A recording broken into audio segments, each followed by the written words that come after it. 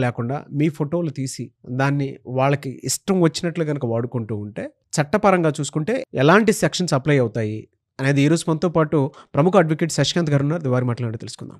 Hello sir. నమస్తే అండి. Sir, కొంతమంది రికవరీ ఏజెంట్స్ ఏ విధంగా ఉంటారంటే వాళ్ళ ఇష్టానికి ప్రవర్తిస్తూ ఉంటారు. అంటే మనకు సంబంధం లేకుండా మన ఫోటోలు అవన్నీ పర్సనల్ ప్రైవసీ ఏవైతే ఉంటాయో అవి కూడా తీసుకుని వెళ్ళిపోతూ ఉంటారు. అవునండి. ఈ ఫోటోలు తీయటం అనేది చట్టబద్ధమా కాదా? చాలా డెప్త్కి వెళ్ళి మీరు అడుగుతున్నారు ఈ క్వశ్చన్. ముందుగా ఒక పాయింట్ ఫాస్ట్ చెప్తాను నాగరాజు గారు. అప్పు అవసరం ఉంటేనే తీసుకోమని చెప్తున్నాను. నేను కూడా అప్పు అవసరం ఉంటేనే తీసుకోమంటున్నాను. సరే, తెలుసో తెలియక అప్పు చేస్తారు, ఇంకా మీరు కట్టలేని పరిస్థితికి వెళ్ళిపోయారు. రాజ్యాంగం మీకు ఒక హక్కు ఇస్తుంది. ఏంటి? రైట్ టు లైఫ్, బతికే హక్కు ఇస్తుంది. అప్పు చేసి సూసైడ్లు చేసుకోకూడదు.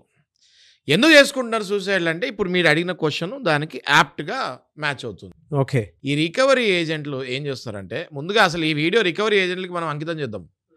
ఓకే, అందరు కలెక్షన్ వాళ్ళకి రికవరీ ఏజెంట్లకి ఈ వీడియోని అంకితం చేద్దాం. ఎందుకంటే ఈ రికవరీ వాళ్ళు ఇంటికి వచ్చి ఫోటోలు తీస్తాము, లేడీస్ ఫోటోలు తీస్తాము, పక్కన వాళ్ళ ఇంటికి వెళ్ళి అక్కడి నుంచి వీళ్ళు ఇల్లు ఫోటో తీసి ఆ ఫోటో చూపిస్తాం. ఇట్లాంటి ఎదవేషాలు వేస్తున్నారు. They are not suppose to do that as per RBI guidelines. ఇది వాళ్ళు తెలుసుకోవాలి. ఓకే, నేను మీకు క్లుప్తంగా చెప్తా. ఇవాళ సెక్షన్స్ ఉండేయండి కొన్ని. సెక్షన్ 354, 441, 503, 506, అట్లనే మళ్ళీ ఐటీ యాక్ట్ 2000లో 66E. ఇన్ని సెక్షన్లు పడతాయి వాళ్ళ మీద, రికవరీ ఏజెంట్ల మీద. రికవరీ ఏజెంట్లకి ఈ వీడియో అంకితం చేసేది అందుకే. అర్థమైందా? మీరు ఏదైనా ఎక్స్ట్రా చేయొద్దని చెప్పడానికి. అంటే వీళ్ళు ఏంటంటే వీళ్ళు శాలరీల గురించి, టార్గెట్ల గురించి మర్చిపోతారు. వీళ్ళకి అర్థం కావట్లేదు. బ్యాంక్ వాళ్ళు వీళ్ళ మీద సెక్షన్లు పడ్డప్పుడు ఏమైనా కాపాడతారా? కాపాడరు. వీళ్ళని జస్ట్ ఆ టైంకి వాడి వదిలేస్తారు అంతే. మీరు మీ భవిష్యత్తు గురించి ఆలోచించుకోండి. ఏదో నా కలెక్షన్ మేనేజరు ప్రెజర్ పెట్టాడు, నాకు అవార్డు ఇస్తాడు, నాకు ఇన్సెంటివ్ ఇస్తాడు అనుకొని పోతే రేపొద్దున మీ మీద సెక్షన్లు పడి మీరు జైలుకి వెళ్తే ఏ నాదుడు కూడా పట్టించుకోడు మిమ్మల్ని. రికవరీ ఏజెంట్స్కి చెప్తున్నా.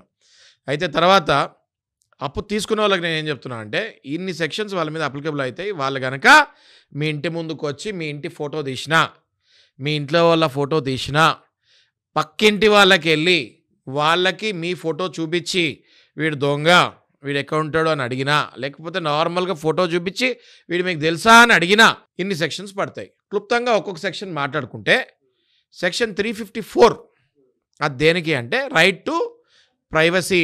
అంటే మీకు ఫండమెంటల్ ఆర్టికల్స్ ఉంటాయి మనకి నాగరాజు గారు. ఆర్టికల్ 21 ఏం చెప్తుంది అంటే మీకు రైట్ టు ప్రైవసీ ఉంటుంది. ఓకే, దానికి ఐపీసీలో సెక్షన్ ఏంటి అంటే సెక్షన్ 354. ఓకే, అలాగే మీ ఇంటి లోపలికి మీ పర్మిషన్ లేకుండా టకటకా నడుచుకుంటూ వచ్చేస్తారు కలెక్షన్ వాళ్ళు. వచ్చేసి టిక్ అని బెల్ కొట్టేస్తారు, తలుపులు తెరగా నేను కలెక్షన్ ఉండి అంటాడు. అది ట్రెస్ పాసింగ్, సెక్షన్ 441 ఐపీసీ. ఈ రెండు అయిపోయినాయా? గట్టిగా మాట్లాడతాము, బెదిరిస్తాము. Section 503, 506 IPC. గట్టిగా మాట్లాడకూడదు, గట్టిగా అరవకూడదు, నిదానంగా మాట్లాడాలి. లోన్ ఇచ్చినప్పుడు ఎంత సౌమ్యంగా మాట్లాడారో అడిగేటప్పుడు కూడా అంతే పద్ధతిగా అడగాలి. ఇది కాదు సార్, మీ ఫోటోలు తీసి వాట్సాప్లలో పెడతాము, మీ చుట్టాలకి మీ ఫోటోలు వాట్సాప్లో పెడతాము, వీళ్ళు మీకు తెలుసా అని అడుగుతాము, పక్కన వాళ్ళకి మీరు వెళ్ళి మీ ఫోటో చూపిస్తాము.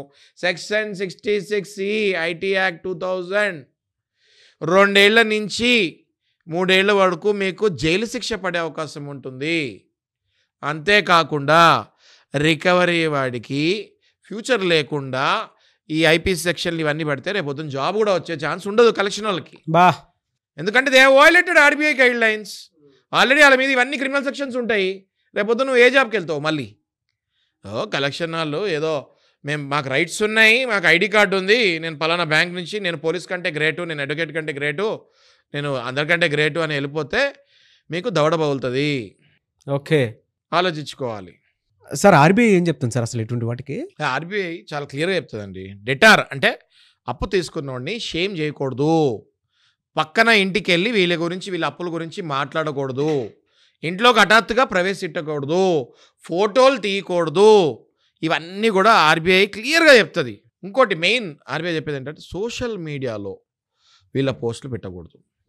వీళ్ళు ఏం చేస్తారండి, సోషల్ మీడియాలో కూడా పెట్టేస్తారు టక్మని తీసి. కొంతమంది కలెక్షన్ వాళ్ళకి అంటే లిటరల్లీ 10th ఫెయిలు ఏం చదువుకున్న వాళ్ళని వీళ్ళు అప్పుడప్పుడు రిక్రూట్ చేసుకుంటుంటారు కలెక్షన్ ఏజెన్సీలు. అలాంటి వాళ్ళకి నేను చాలా క్లియర్ చెప్తున్నా, రేపు పొద్దున్న మీరు మళ్ళీ 10th పాస్ అయినా వేస్ట్. ఎందుకంటే మీ మీద ఆల్రెడీ అప్పటికి క్రిమినల్ కేసు పడి ఉంటుంది.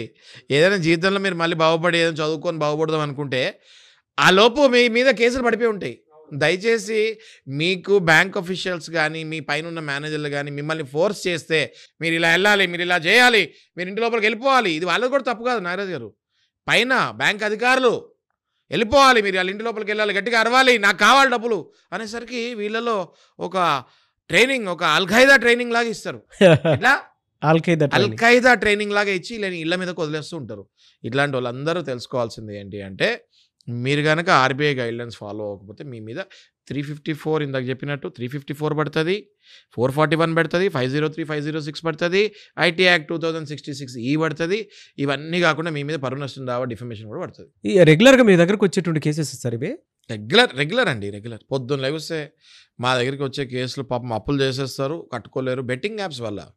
నాగరాజు గారు, దీని మళ్ళీ chain link, betting apps, gaming, వీటి వల్ల, జూదాల వల్ల అలవాటైపోయి పాపం అప్పులు తెలియకుండా అప్పులు పెరిగిపోతాయి వాళ్ళకి. మళ్ళీ జీవితంలో బాగుపడాలి అన్న హోప్ పోద్ది. అప్పుల వల్ల డిప్రెషన్కి వెళ్ళి చచ్చిపోదాం అనుకునే టైంలో వాళ్ళ ఇంట్లో వాళ్ళు తీసుకొని వస్తారు మా దగ్గరికి. మీ వీడియో చూసారు, ఇప్పుడు మిమ్మల్ని అప్రోచ్ అవుతారు. ఎంతమందికి మేము కౌన్సిలింగ్ ఇస్తాం నాగరాజు గారు. పొద్దున్న లెగుస్తే మేము లా తక్కువ, సైకాలజీ ఎక్కువ చేస్తున్నాం. ఎంతమందికి మేము డిప్రెషన్ లేని వాళ్ళకి బయటకు తీయాలి, వాళ్ళని అరే 1000 కోట్లు 100 కోట్లు అప్పులు చేసిన వాళ్ళు పారిపోతున్నారు, మీరెందుకు ఇలా 1 కోటికి 2 కోట్లకి గడగడలాడుతున్నారు, 50 లక్షలకి ఎందుకు చచ్చిపోతున్నారు? 20 లక్షలు చచ్చిపోయారండి జనాలు. 100 కోట్లు 1000 కోట్లు దోచుకున్న వాళ్ళు మన కొంతమంది సిద్ధహస్తులు పారిపోయారు, ఇక్కడే బతుకుతున్నారు, బెంజ్ కార్లో తిరుగుతున్నారు. 50 లక్షలకి 20 లక్షలు చచ్చిపోకండి అని చెప్తున్నాను నేను.